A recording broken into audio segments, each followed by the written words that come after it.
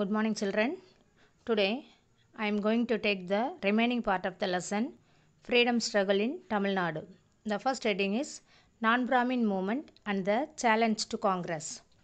Non-Brahmin movement, anti-Brahminism, became organized in the formation of the Justice Party in 1916 in Tamil Nadu. This party composed of non-Brahmins. In the meanwhile, there was rapid growth in education in the Madras Presidency. There was an increase in the number of educated non-Brahmins.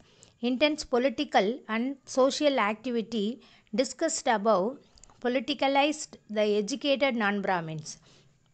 They raised the issue of caste discrimination and unequal opportunities in government employment and representation in elected bodies, which were dominated by Brahmins. The next side heading is Justice Party. The Justice Party, officially the South Indian Liberal Federation, was a political party in the Madras Presidency of British India. It was established on 20th November 1916. The Congress boycotted the election of 1920. The Justice Party won 63 of 98 elected seats in the Legislative Council. A. Subbarayulu of the Justice Party became the first Chief Minister.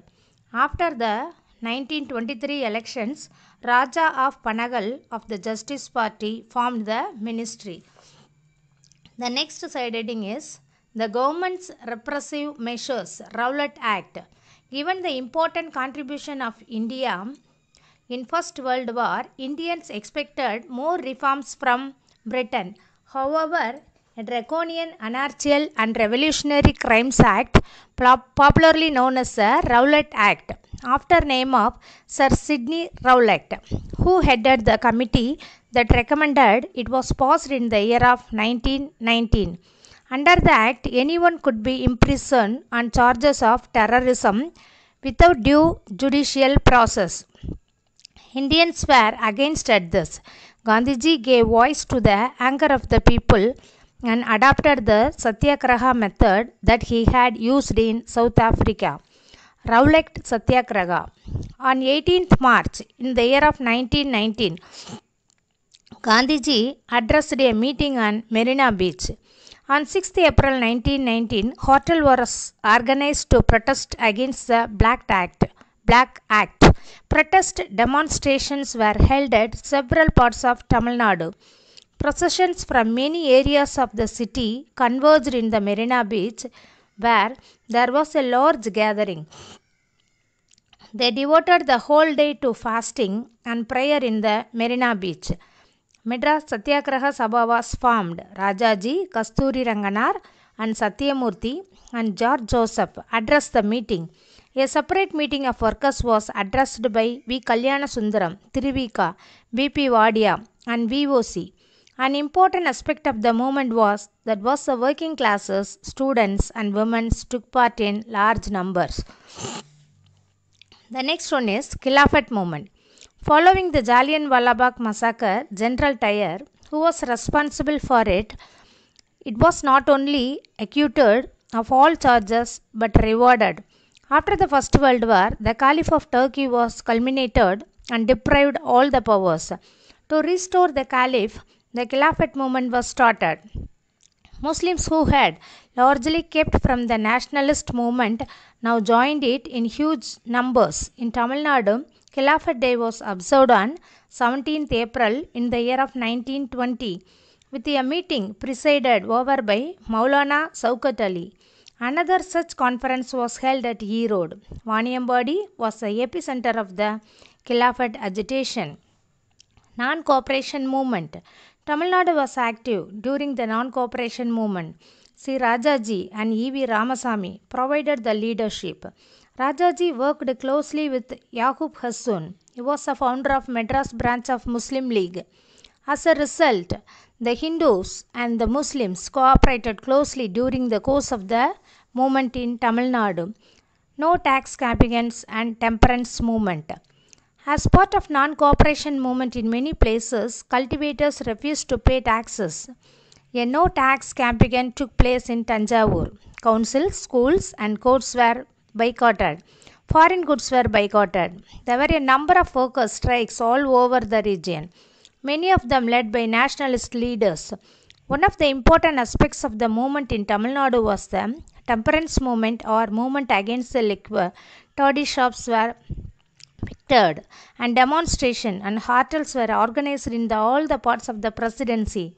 There were also agitations by communities against the Criminal Tribes Act. In November 1921, it was decided to organize civil disobedience.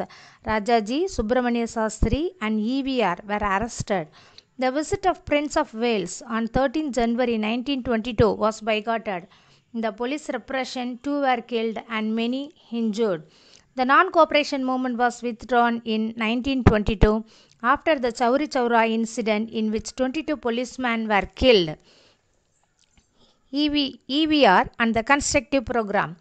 EVR played an important role in Tamil Nadu during this period. He campaigned vigorously for the promotion and sale of khadi. In his opposition to consumption of liquor, he cut down an entire coconut grove owned by him. He also played a key role in the Satyagraha for a temple entry in Vaikam, then under Travancore. It was a time when the depressed classes were not even permitted to walk on the streets around the temple or come within a certain distance of the upper caste. After the major leaders of Kerala were arrested, EVR went to Vaikam and galvanized the movement. He was arrested and sentenced to 1 month imprisonment. He refused to leave Vaikam even after his release. Swarajist Justice Rivalry. Following the withdrawal of the non-cooperation movement, the Congress was divided between no charges who wanted to continue the boycott of the councils and pro-changers who wanted to contest the elections for the councils. Rajaji, along with other staunch Gandhian followers, opposed the council entry. Along with Kasturi Rangar and M.A. Ansari, Rajaji advocated the boycott of the councils. Opposition to this led to the formation of the Swaraj Party within the Congress by Sitaranjan Das and Motilal Nehru. In Tamil Nadu, the Swarajists were led by Srinivasanar and S. Satyamurthy. Subbarayan Ministry. In the elections held in the year of the 1926, the Swarajists won the majority of the elected seats. However, it did not accept office in accordance with the Congress policy. Instead, they supported an independent, B. Subbarayan, to form the ministry. The Swarajists did not contest the 1930 elections, leading to an easy victory for the Justice Party. The Justice Party remained in office till in the year of the 1937. The next one is Simon Commission boycott. In the year of the 1927, the Simon Commission was constituted under Sir John Simon to review the Act of 1919 and to suggest reforms. However, to the great disappointment of the Indians, it was an all-white commission with not a single Indian member. So the Congress boycotted the Simon Commission. In Madras, the Simon Boycott Propaganda Committee was set up with Satyamurthy as a president. There was widespread campaign among the students, shopkeepers, lawyers. The arrival of Simon Commission in Madras on 18th February 1929 was greeted with demonstration and hartels. Black flags were waved against the commission. Then Salt March to Vedaranyam. When the victory did not accept the demands put forward by Gandhiji, he launched the civil disobedience movement by setting out on a salt satyagraha with the march to Dandi on 12th March 1930. The civil disobedience movement was a mass movement with the participation of students, shopkeepers, workers, women, etc. Demonstration, hartel, staging of Sudesi dramas and songs were the order the day in both rural and urban areas. Tamil Nadu was the forefront of the civil disobedience movement. In the city of Madras, shops were picketed and foreign goods boycotted. Rajaji organized led a salt satyagraha march to Vedaranyam. The march started from Tiruchirappalli on 13th April 1930 and reached Vedaranyam in Tanjavur districts on 28th April.